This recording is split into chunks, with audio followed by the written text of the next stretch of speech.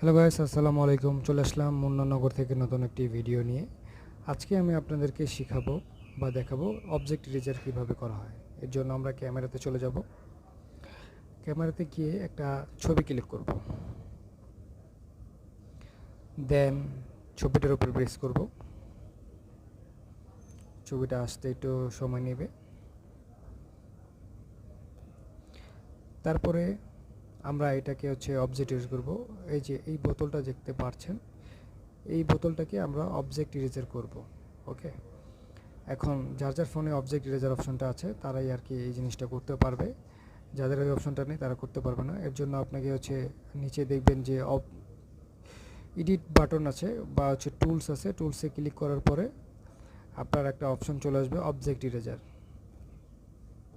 দেখাচ্ছি,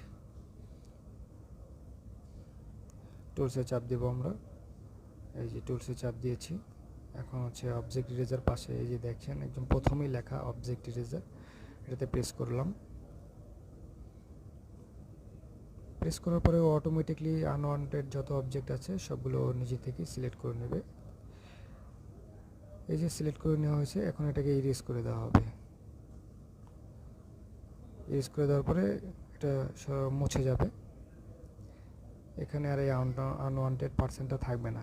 তো সবাই আপনার নিজেদের মতো একটু সুন্দরভাবে গুছিয়ে এই জিনিসটা করবেন, তাহলে ছবিটা অনেক সুন্দর দেখা যাবে। আর ভিডিওটা অবশ্যই লাইক এবং